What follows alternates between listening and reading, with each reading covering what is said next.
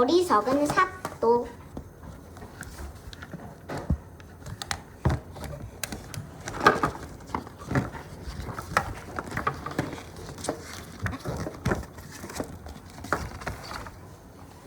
다리 차고 기우는 데는 때가 있는 법이야. 점점 둥글게 차오르던 달은 보름이 지나면 점점 기울어서 금음이 되면 아예 안 보이게 되지. 이것은 누구도 거스를 수 없는 자연의 이치야. 그런데 옛날에 이런 자연의 이치를 모르는 어리석은 사또가 있었어.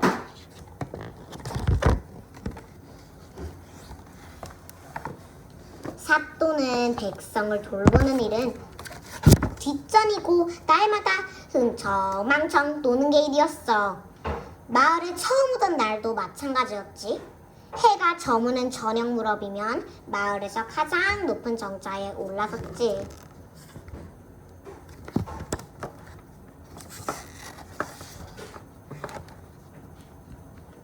사또가 처음 달 구경을 온 날은 금음쯤이었어.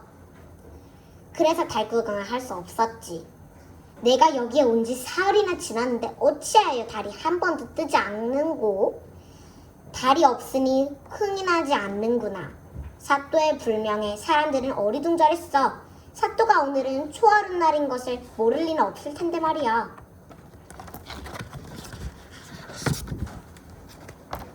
마침 잔치에 왔던 스님이 대답했어. 사또, 오늘 같은 날 어찌 달이 뜨겠습니까? 사또는 스님에게 버럭 화를 냈어. 내가 오늘 잔치를 벌여서 달이 안 뜬단 말인가? 스님은 너무나 기가 막혔지. 달은 자연의 이치대로 커졌다 작아졌다 할 뿐인 것을. 사또는 아무것도 모르는 바보가 틀림없구나.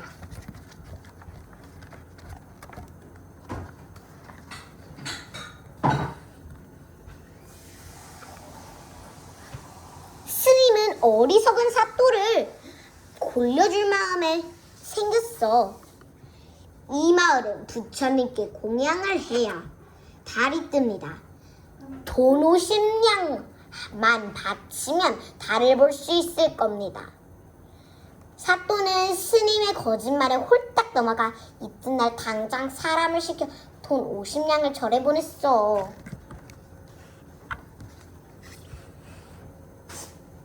이틀 뒤에 사또는 또 잔치를 벌였어.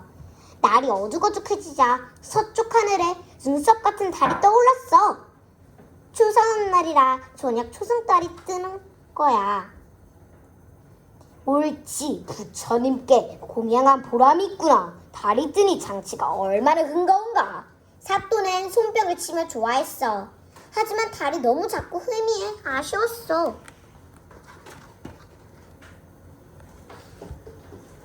조금 더 큰 달을 뜨게 할 수는 없겠는가? 스님이 냉큼 사또의 말을 받았어. 좀 더 공양을 많이 받으면 더 큰 달을 볼 수 있을 겁니다. 돈 100냥만 더 바치십시오. 사또는 이번에도 깜빡 속아 이튿날 날이 밝아지자 사람을 시켜 돈 100냥을 절해 보냈어.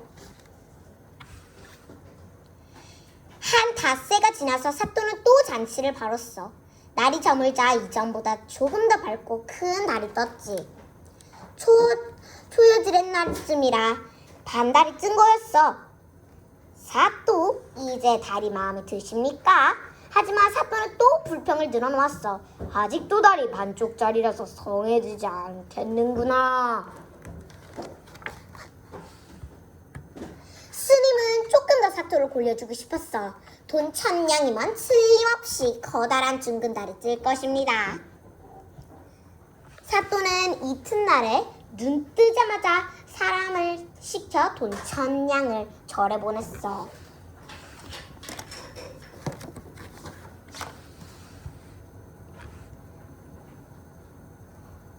한 일에 지나 사또는 또 잔치를 벌였어. 그날은 마침 보름달이었지. 날이 어두워지자마자 쟁반 같은 보름달이 환하게 떠올랐어.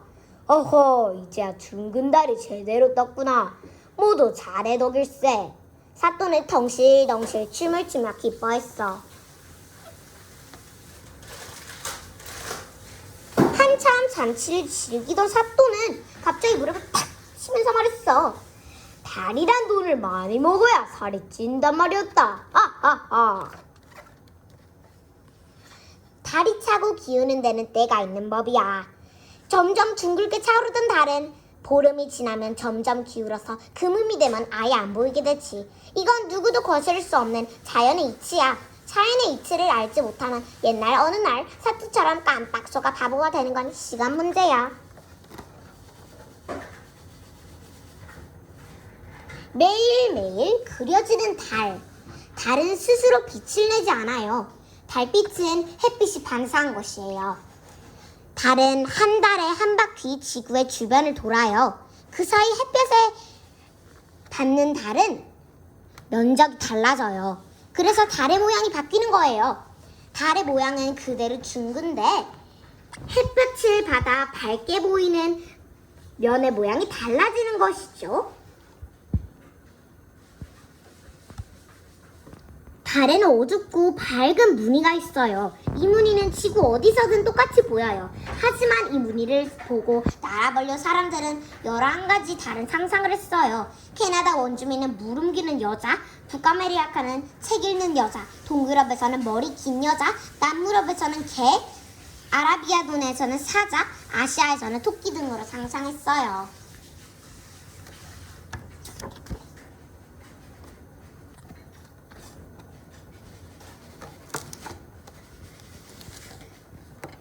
우주를 구성하는 자연에 관련된 내용을 담았어요. 달이 뜨고 지는 이치를 알지 못한 사또의 이야기를 통해 우주를 구성하는 자연에 대해 생각해 보세요.